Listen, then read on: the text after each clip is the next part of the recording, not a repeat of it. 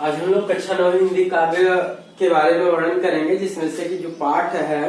वह मैथिली शरण गुप्त जी का पंचवटी है। पंचवटी तो यह उस समय का वर्णन है जब प्रभु रामचंद्र जी जो है सीता जी और लक्ष्मण जी पंचवटी जो है चित्रकूट में पंचवटी के नीचे 5 वृक्षों की छाया में जब अपना कुटिया बना करके रह रहे थे। तो इसमें से कि कुछ पदों का हमने जो व्याख्या, तो कुछ मात्रिक छंदों का हमने व्याख्या कर दिया है। शेष जो बचे हैं वे इस प्रकार से हैं। कहते हैं, लक्ष्मण जी कहते हैं कि 13 वर्ष व्यतीत हो चुके, 13 वर्ष व्यतीत हो चुके, पर है मानो कल की बात, वन को आते देख हमें जब आर्त अचेत हुए थे तात, अब वह समय निकट ही है जब अवधि पूर्ण होगी वन की, किंतु प्राप्ति होगी इस जन को इससे पढ़कर किस धन की। 13 वर्ष व्यतीत हो चुके।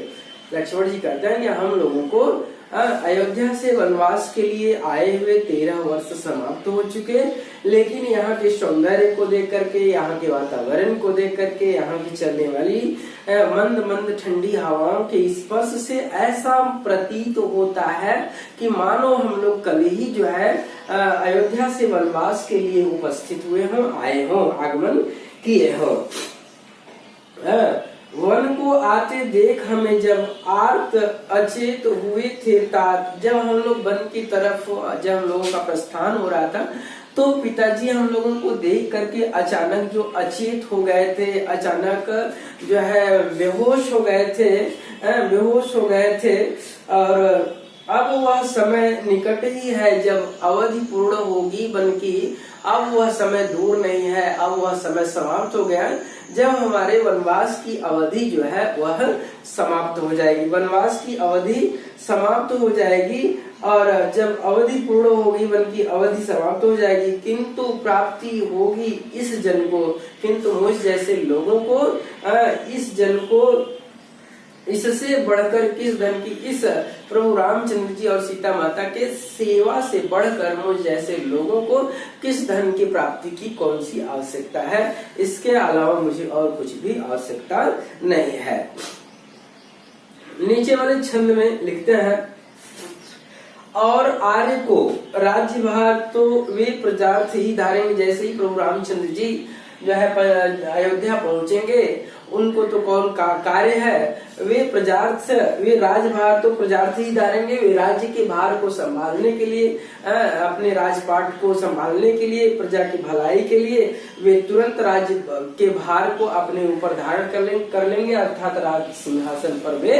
बैठ जाएंगे, व्यस्त रहेंगे और अपने प्रजा के हित के लिए, अपने उनके क्रिया कार्यों के को लेकर के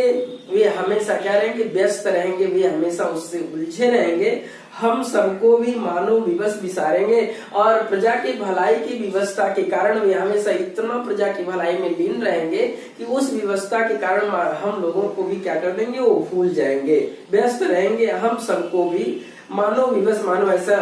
लगता है कि मानो वो हम लोगों को क्या करेंगे, प्रजा की भलाई की में इतने व्यस्त रहेंगे कि हम लोगों को भी वो भूल जाएंगे। कर विचार लोको प्रकार का, नाना प्रकार का विचार करने के बाद भी इस बात से हमें किसी भी प्रकार का कोई कष्ट नहीं होगा, कोई परेशानी नहीं होगी।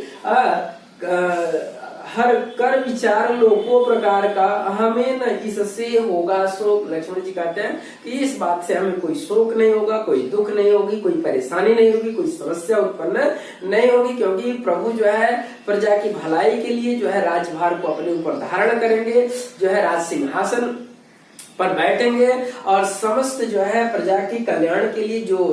जो कार्यशैली है उसको जो है उत्पन्न करेंगे। तो इस बात को लेकर के वे हमेशा विवश रहेंगे, व्यस्त रहेंगे और व्यस्तता के कारण वे हम लोगों के बारे में भी ध्यान नहीं देंगे और भूल जाएंगे। लेकिन इस बात से हमें कोई समस्या नहीं होगी, कोई परेशानी नहीं होगा, किसी भी प्रकार का कोई कष्ट नहीं होगा। पर अपना हित आप नहीं क्या कर सकता है, यह मतलब क्योंकि क्या अपना भलाई, क्या अपना हित, क्या अपना लाभ, इस संसार में रहने वाला व्यक्ति क्या स्वयं सेल्फ से, अपने आप से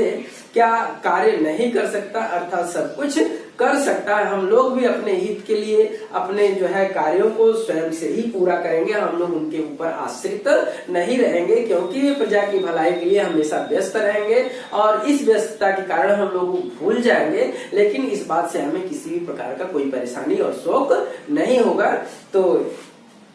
आपका जो मैथिली शरण गुप्त के द्वारा जो रचित पंचवटी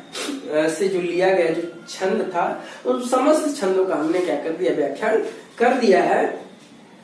तो इसमें अनुप्रास उत्प्रेक्षा जो अलंकार है वो अनुप्रास अलंकार उत्प्रेक्षा अलंकार है, और जो रस है वह शांत रस है, गुण प्रसाद है और छंद जो है मात्रिक है। तो आप लोग इसका जो है अध्ययन करें, दोहरावें, और यदि कोई समस्या होता है तो फिर जरूर कमेंट करें, भेजें, ताकि उन समस्याओं का हम लोग समाधान करें।